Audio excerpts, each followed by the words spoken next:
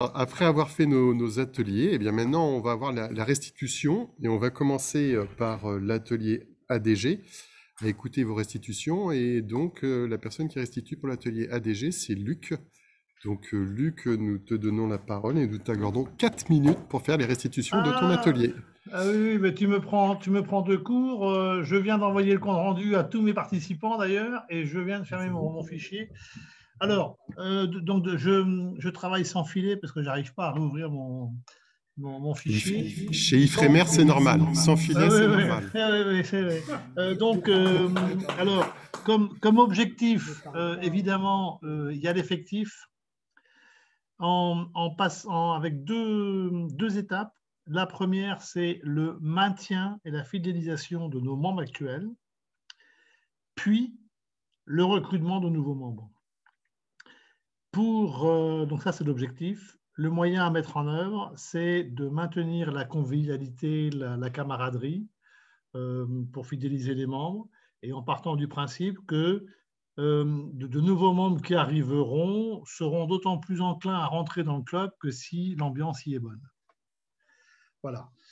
Autrement, comme objectif, il y a de se mettre sur l'axe environnement, qui est un nouvel axe, de favoriser les actions interclubs au niveau d'un secteur, voire plus large. Et donc, pour les moyens à mettre en œuvre, donc c'est l'action interclub, c'est évident, et pour l'environnement, c'est de repérer localement les actions menées soit au sein des écoles, soit au sein d'associations, de façon à ce qu'on puisse en parler aux Rotary et les faire concourir. Donc voilà, ça c'est embêtant. Je suis désolé. On a parlé de la création de nouveaux clubs. Donc, un moyen à mettre en œuvre, ça sera de recenser sur chaque secteur les localités où on pourrait voir créer un nouveau club, ou de voir si c'est sur une localité où il y aurait beaucoup de clubs, et si un de ces clubs venait à disparaître malheureusement, de voir s'il ne peut pas être délocalisé dans une localité limitrophe, de façon à éviter de marcher d'être tous sur le même terrain de jeu, quoi, de façon à élargir le maillage de recrutement. Si mes collègues ont reçu mes notes, est-ce que j'arrive pas à mettre la main dessus? Je ne sais pas ce que j'ai oublié. Et Christine, tu as reçu mon mail ou pas? Non? Non, personne n'a reçu mon mail. Ah. Si, tu as été assez fidèle à tes notes. Hein. Bon, bah, tu peux rien compléter? oublié. Vas-y, parce que j'arrive pas à réouvrir. Écoute, je vais en donner lecture. Effectif, maintenir puis augmenter les effectifs, tu l'as dit. Animation du club à développer pour améliorer la bonne ambiance ou maintenir la bonne ambiance du club. Action du club à visée locale et ou internationale. Investissement dans le nouvel axe environnement. Création de nouveaux clubs, donc c'est la question. Et en mise en œuvre, c'est effectif, fidéliser les membres actuels du Rotary via le maintien de la convivialité, de la camaraderie, puis recruter de nouveaux membres qui auront plus d'attrait pour un club que l'ambiance y est bonne. D'autant plus d'attrait pour le club que l'ambiance y sera bonne. Création d'un club sur un thème, c'est une question. Favoriser les échanges interclubs, tu en as parlé, y compris pour les actions. Repérer les actions locales, écoles, associations, soit environnement. Recenser les localités susceptibles d'accueillir un nouveau club. Voilà. Ok, merci. Bon, t'as tout. T'as tout bon. Merci Pierre-Yves. Voilà.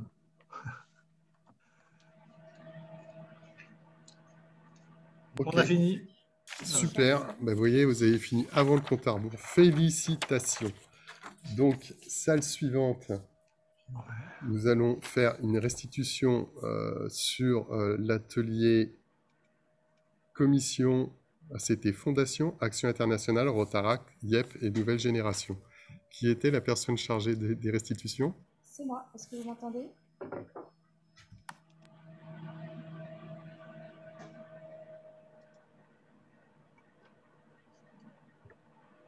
C'est moi. Excusez-moi, j'ai eu du mal à ouvrir mon micro.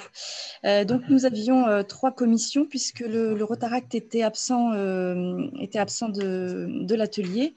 Donc, concernant l'action internationale que défend Christophe Lotz, il a pour 3 objectifs: de soutenir la dimension internationale du Rotary, de favoriser les liens dans le monde à l'aide des CIP, et puis de développer le réseau des compétences de chacun. Alors, pour ce faire, il a pour objectif en fait d'interroger les clubs pour récupérer à minima un responsable action internationale par club. Ensuite, de faire le bilan des actions en cours des clubs et d'identifier bien les domaines d'expertise de chacun pour que les Global Grants soient plus précises, en tout cas soient plus accomplies. Et surtout d'avoir cette notion d'expert à l'intérieur pour les Global Grants. Pour ce faire, on a 2 événements majeurs cette année, en tout cas en octobre 2021 et puis en 2022, à savoir le séminaire de la paix positive et la convention de Houston en 2022. Pour ce qui est de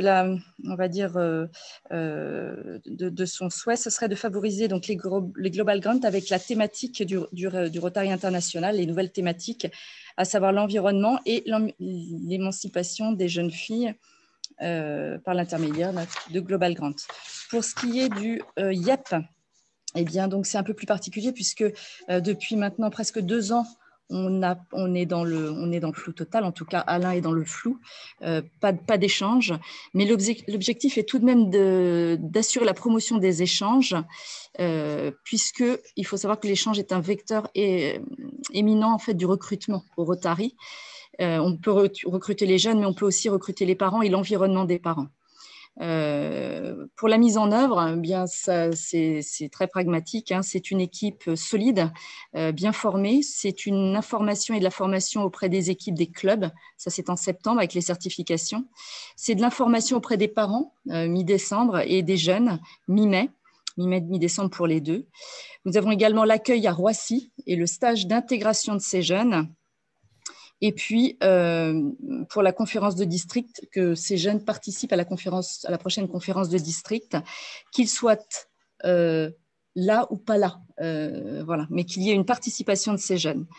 Et puis l'incitation des jeunes Français à rejoindre l'Eurotex. Là, c'est important. Alain, cette année, a commencé à travailler sur le fameux, fichier des alumni pour récupérer ces jeunes, pour les réintégrer ou au Rotaract ou effectivement de solliciter les parents. Pour ce qui est de l'environnement, eh bien, il a plein d'idées. Alain, il en a toujours plein. Entre autres, tout ce qui est, c'est très facile avec les jeunes. On peut faire du nettoyage de plage, on peut faire de la rando, on peut faire plein de choses. Voilà. Et pour finir, donc, les nouvelles générations, pour les 30 secondes qui me restent. Ça va être essentiellement de restructurer cette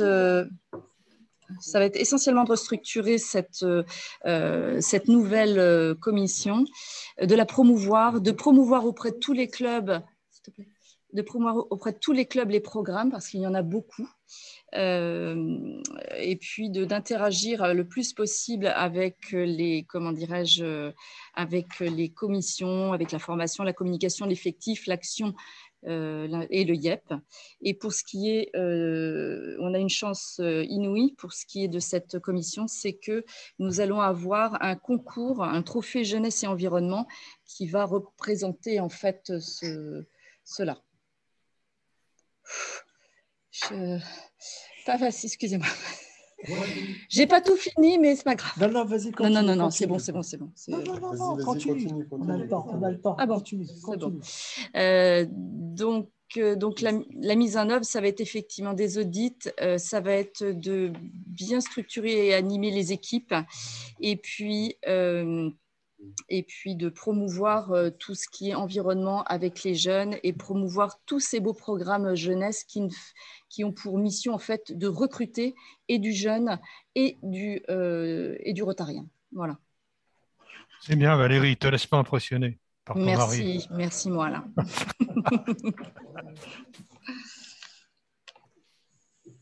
C'est un règlement de compte Scorpio. Restitution suivante. Restitution suivante, Edmond. donc. C'est la commission Edmond. Ah, donc c'est moi qui m'y colle. Avec les notes que tu as prises tout à l'heure. D'accord. Donc, sur la commission qui réunissait Action Pro, e-service, communication, action, web et formation. En fait, c'était vraiment très interactif où on se rendait compte qu'il y avait vraiment un travail qui se regroupait entre chaque commission. Alors, je vais commencer par la communication où l'objectif principal pour Caroline, c'était d'augmenter d'accroître la visibilité des clubs, d'assurer des formations sur le respect des bonnes pratiques sur l'usage de la marque Rotary, de mettre les formations à disposition et de dire que l'action était véritablement la vitrine du club. Alors, en parlant d'action vitrine du club, ça nous faisait forcément rebondir sur la commission action d'Alain Urvois, qui, lui, disait aussi que l'action était la vitrine du club. Donc, on voit bien le travail commun qu'il y a à faire entre l'action et la communication. De son côté, il veut poursuivre le recensement des actions dans le book action, les actions des clubs, de manière à ce qu'elles soient repérables, identifiables et transmissibles. À l'heure actuelle, il y a 17 fiches qui sont réunies. C'est donc la 3e année de son existence. Donc, Alain espère pouvoir avoir plus d'actions à mettre dans son book. Il a un défi, hein, dans son défi général, le DEFI, il a un défi général, c'est de trouver son successeur. C'est de promouvoir aussi les actions récurrentes nationales qui sont faciles à réaliser pour les clubs. Développer le don en ligne. Aider les clubs à la communication sur leur action. Alors là aussi, on voit l'interopérabilité avec la commission communication. De recenser les actions environnement déjà existantes pour bien se focaliser sur l'événement du 7e axe. Voilà ce qu'a précisé Alain. Alors, ça nous a emmené sur la partie web, puisque quand Alain parlait de dons, Pierre Joadet nous expliquait que dans son année, la chose la plus importante, c'était l'arrivée d'une nouvelle version du site District et Club, avec tout un tas d'innovations. Donc la mise en place, déjà, ce sera à partir du 3 mai. Il y aura la possibilité d'avoir des sites thématiques à l'intérieur du site générique. Alors je m'explique, par exemple, il peut y avoir un site spécifique jeunesse, qui permettent de regrouper tous les éléments jeunesse et de naviguer beaucoup plus facilement quand on a un sujet que l'on cherche particulièrement sur le site. Et il y aura ce fameux don en ligne avec un bouton mis en place sur le site qui permet de collecter des dons et de recevoir un rescrit fiscal. Donc voilà qui répond aux besoins de la commission action d'Alain, plus d'autres fonctions telles que le calendrier synchronisé. De plus, la vie des clubs, la vie de son club pourra être partagée par les autres clubs, ce qui permet d'avoir un petit peu le pouls de tous les autres clubs et ne pas être centré que sur son club. Voilà pour la partie web. Pour la partie action pro, alors là, Jérôme nous a dit qu'il était important de bien spécifier le rôle de l'action professionnelle auprès des clubs. Ça consistait principalement à aider les clubs à comprendre en quoi l'action professionnelle peut leur être utile et de comprendre que l'action professionnelle doit être centrée sur le besoin des clubs, mais que dans un même temps, la conjoncture actuelle qui défavorise l'économie sur les TPE et la jeunesse, du fait de la Covid, fait qu'il y a des besoins locaux sur l'action professionnelle et que l'action professionnelle s'occupe aussi du local. Mais d'abord, c'est de s'occuper en quoi l'action professionnelle peut être utile au club et de faire connaître les actions des clubs au travers de l'action professionnelle. Sur la partie e-service, la nouvelle commission pilotée par Rachid, cette fois-ci, c'était de proposer des formations en live via Zoom, des formations rapides avec des niveaux différents des niveaux débutants et des niveaux experts, en expliquant que c'était une commission qui avait vraiment une vocation transversale et qui allait donc pouvoir s'appuyer sur les besoins des différentes commissions. Besoin transversal de formation qui colle directement avec ma commission formation, où de mon côté, si je retrouve mes notes, mais je ne dois pas être trop loin de savoir ce que j'avais dit quand même, le rôle, il est déjà à l'intérieur du défi, c'est vraiment de mettre la formation à disposition de tous, puisqu'effectivement, on a des petits barrages à la transmission de la formation qui sont involontaires. Lorsqu'on assiste à une université du Rotary, Valérie, tu voulais intervenir? Tu lèves la main. Valérie m'a dit que j'ai dépassé le temps, mais comme elle avait fait la même chose, et qu'elle allait Petit joueur. Je vous demande de vous taire. Je poursuis. Donc, de mettre la formation à disposition du tous. Exemple, je participe à l'université du Rotary, j'ai reçu une excellente formation. Est-ce que je l'ai retransmise à mon club? Bien souvent, ce n'est pas le cas.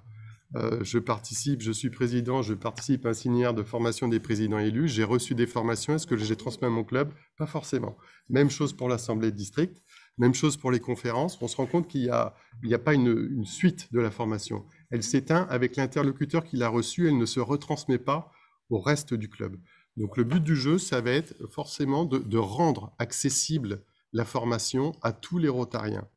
Alors, la rendre de quelle manière? Bien sûr, par les PowerPoint, les sites, le site avec l'espace formation district, le PLC, le PLD, le Learning Center. Et on va peut-être faire des petites émissions télé, des formats très courts, de 5 minutes ou 15 minutes, quelque chose de ludique, intéressant, sur des thématiques précises et qui seront cette fois-ci beaucoup plus démocratiques dans leur façon d'être diffusées et plus intéressantes à regarder peut-être parfois. Voilà, c'est tout. 4 minutes pile.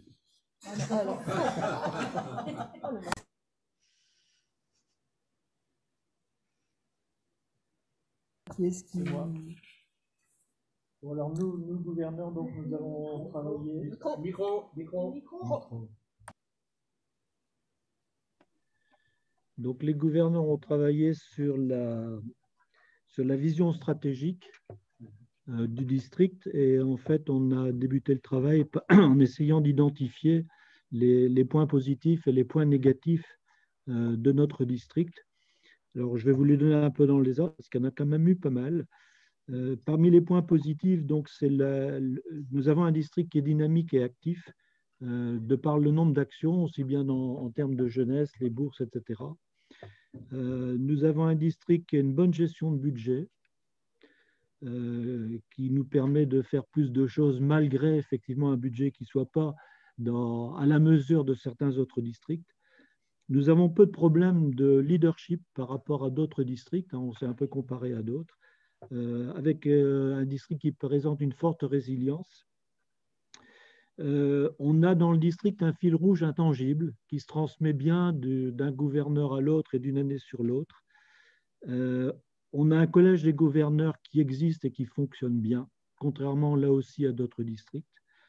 On a noté la qualité des membres, l'organisation générale du district, la qualité des actions, on aurait pu regrouper avec le premier point, enfin là je vous dis il y en a beaucoup.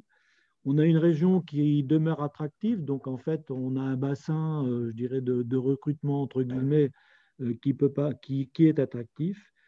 On a l'outil Rotary bien sûr, bon ça c'est le Rotary international. On a la fidélité aux pratiques vécues, ça revient un peu au fil rouge aussi. Il y a des choses qui ne sont pas écrites, mais il y a un respect effectivement. C'est ce qu'on appelle les us et coutumes d'ailleurs hein, dans le district, mais qui se respectent d'une année sur l'autre.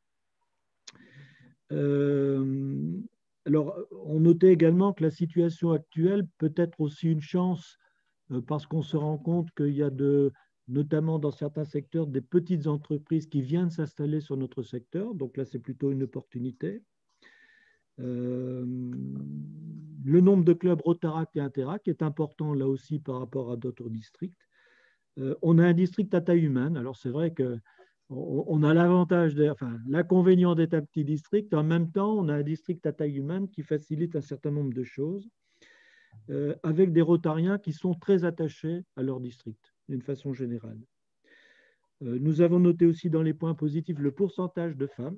Alors même s'il est aujourd'hui d'un peu plus de 20%, il est dans la moyenne du Rotary international, mais il y a beaucoup de districts qui sont bien inférieurs à nous. Donc voilà, c'est un point positif à conforter. Les actions jeunesse, j'y reviens pas. La taille, je l'ai dit. Le fil rouge, je l'ai dit également. Alors parmi les points négatifs, je ne parle pas de l'effectif, on le connaît. Sauf que ce qui est à noter, c'est qu'évidemment, comme on a un effectif qui est plus réduit, ben, les fluctuations sont plus visibles, vues de l'extérieur, c'est clair. C'est clair aussi que nous avons des profils de Rotariens qui sont plus sédentaires que dans d'autres régions. Donc, on a des clubs qui sont vieillissants, mais ils sont aussi sédentaires. Voilà, c'est un point. Avec un vieillissement plus marqué, ça nous le savons. Dans les points négatifs, il y a toujours la perception du district qui reste à conforter. Bon, je ne vais pas dire que c'est l'éternel problème, mais on le sait. Le district n'a pas toujours une image tout à fait favorable pour certains. On est trop centré sur les clubs, ou on va le dire autrement, les clubs ne souffrent pas suffisamment vis-à-vis du district comme vis-à-vis même de l'international. Manque d'échanges interclubs, mais c'est de la même idée. Les actions manquent quelquefois d'impact, on y reviendra. On ne capitalise pas, on parlait des femmes, on a 20% à peu près ou un peu plus, mais on ne capitalise pas suffisamment sur le rôle des femmes, alors que nous sommes une terre, comme on le disait, où effectivement on peut plus capitaliser sur ce que font les femmes et ce n'est pas suffisant. La sensibilisation aux fonctionnalités du Rotary, là aussi, c'est à développer. On peut faire énormément de choses, c'est méconnu. Là, on aborde le domaine de la formation, le vieillissement des petits clubs, et on ne parle pas assez souvent de l'environnement familial, comme on l'évoquait ici ce matin. Éloignement du district au club. Et alors, quelques idées, parce que la réflexion est loin d'être terminée, j'en ai pour 30 secondes. Je continue. La réflexion loin d'être terminée, on a convenu de se retrouver pour travailler sur le sujet parce qu'il y a de quoi faire. En dehors des points forts, points faibles, mais qu'on va retrouver dans ces grandes idées en se projetant sur l'avenir, l'idée c'est de dire qu'il faut rajeunir notre image. Le Rotary, le présenter comme un recours face à de nombreux problèmes. Alors on sait qu'on a nos 6 axes, mais le présenter comme un recours. Se rendre plus accessible. Alors, on peut dire comment, et là, il y a beaucoup de choses à déployer derrière. Conforter l'idée de réseau, notamment pour les plus jeunes. Améliorer l'impact de nos actions, on l'a déjà dit. Faire passer l'idée de donner du temps pour les autres et pour l'environnement. C'est vrai que les plus jeunes ou ceux qu'on aimerait faire venir chez nous, ils ont surtout l'idée de pouvoir donner du temps en dehors de leur activité familiale, professionnelle et de loisirs. Ils ont envie aussi de donner du temps pour les autres. S'inscrire dans l'international, on ne le fait pas suffisamment, on l'a déjà évoqué, et le Rotary comme source de repères. Et là, quelques idées qui restent à creuser et à travailler largement pour déterminer la vision. Il y a de quoi faire. Voilà, merci beaucoup. Merci beaucoup pour cette synthèse qui est enregistrée, hein, donc on aura la possibilité ensuite de la redécouper et de la mettre sur le site pour qu'elle soit consultable. Mais écoutez, maintenant on va passer à la partie la plus fastidieuse de la journée puisque nous allons faire une pause. Et donc je vous donne rendez-vous à 15h50 de manière à aborder un truc qui s'appelle le PLD. Ce n'est pas un gros mot. À tout à l'heure. Donc, nous voilà de retour. Ah, est-ce que vous entendez bien? Oui, c'est bon. Ouais? Oui, ça y est. Ok, super. Donc, on va couper le micro qui reste ici. C'est bon, c'est parti. Donc, le plan de leadership district. Donc, nous avons mis en place sur l'année de Marie. Si, c'est bon. On a des participations intempestives à la sein de la réunion qui sont assez sympathiques. Je peux démarrer, s'il vous plaît? Donc, on a mis en place le plan de leadership club sur l'année de Marie-Renée. qui consistait donc à pouvoir donner un peu un modus operandi au club sur la vie du club et son fonctionnement d'une manière facile et consultable par tous les membres des clubs. Et la deuxième étape, c'était de produire la même chose au niveau du district. Alors, le plan de leadership district, PLD, est un outil de transmission entre gouverneurs, enrichi et mis à jour chaque année.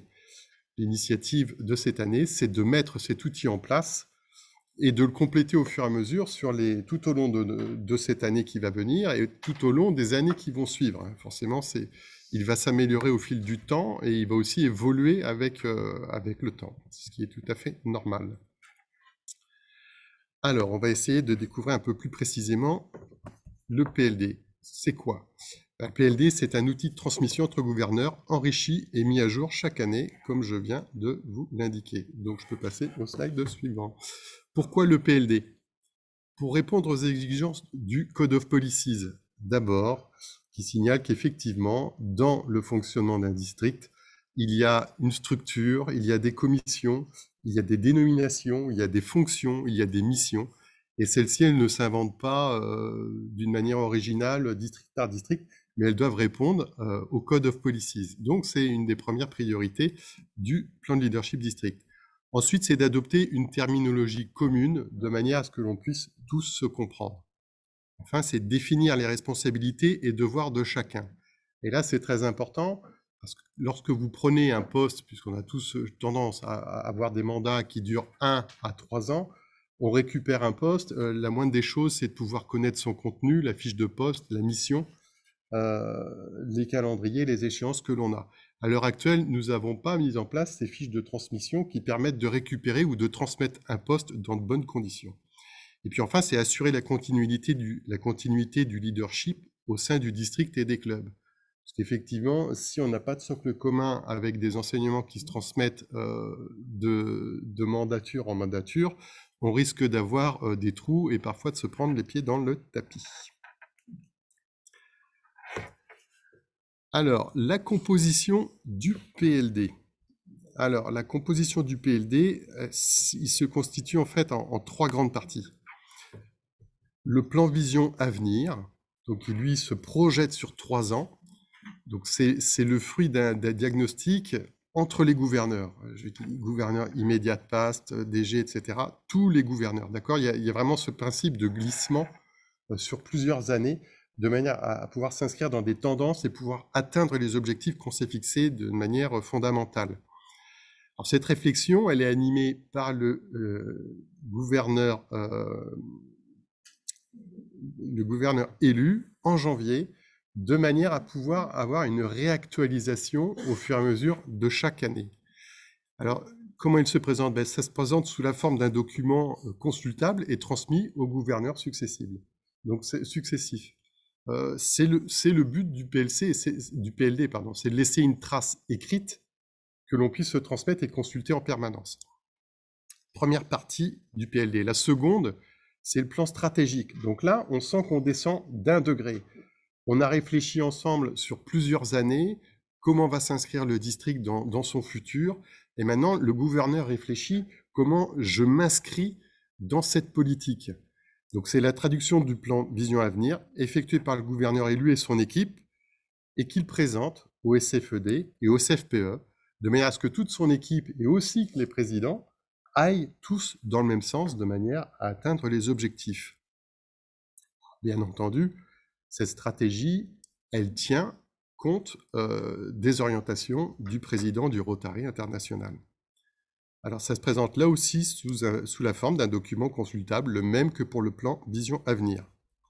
Et la troisième partie, qu'on appelle le Vademecum, lui a fonction beaucoup plus, c'est le tiroir à recettes, c'est un petit peu le DICO, je me pose une question, je dois trouver la procédure dans le Vademecum.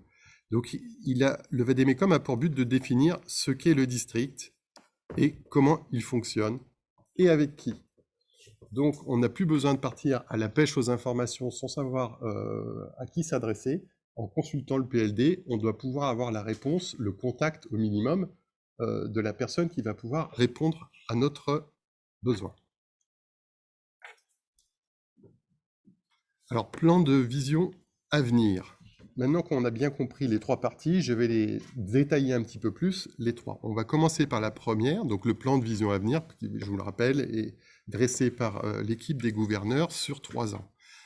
Donc, le but du jeu, c'est d'avoir une prise de conscience de la situation dans laquelle on est, pas un district qui a la même situation, et la situation en plus évolue en permanence. Donc, bien souvent, la prise de conscience de la situation passe par un diagnostic. Quel est le but? Eh bien, c'est de comprendre quels sont les points forts, mais pas se limiter au fait quels sont les points forts, mais comprendre pourquoi nous avons ces points forts. C'est-à-dire approfondir la situation. Et de faire la même chose avec les points faibles. À cause de quoi ces points faibles? Parce qu'avec ces éléments, alors, on est amené à pouvoir trouver des solutions. Deuxième partie, c'est le choix des grandes orientations. C'est ce qui correspond à la vision. Où en sommes-nous pour savoir où voulons-nous aller? La troisième partie, c'est fixer des objectifs cohérents. Maintenant qu'on sait où on veut aller, on fixe des objectifs. Fixer des objectifs, c'est répondre à la question « quoi? Qu'est-ce que je fais ?» Où voulons-nous aller avec détermination et cohérence? Enfin, la dernière partie, c'est la planification des résultats. Parce que si nous avons fixé des objectifs, mais que nous ne les avons pas planifiés, à ce moment-là, ça ne sert à rien de fixer des objectifs. Il faut les qualifier, mais il faut aussi les quantifier. Et donc, la planification des résultats vient à répondre à la question qui, quand, comment allons-nous y parvenir? Donc, voilà les objectifs du plan Vision Avenir. On va le creuser encore un petit peu plus en se disant, qu'est-ce qu'il détaille le plan Vision Avenir? Eh bien, il cumule la définition et les mises à jour de la vision du développement du district sur 3 ans.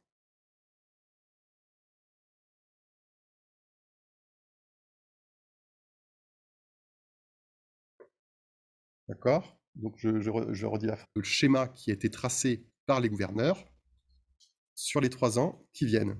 Sous quelle forme? Sous la rédaction d'une charte. Comme ça, chacun peut la consulter et chacun a un repère.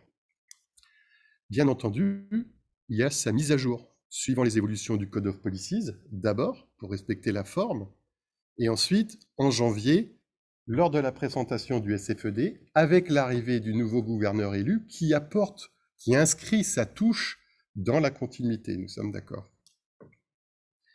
Enfin, il aborde la partie des créations de clubs, très important pour notre essor. Et là aussi, on est dans du fonctionnement sur plusieurs années. Donc, c'est bien dans le plan Vision Avenir que l'on projette le développement et l'essor du district.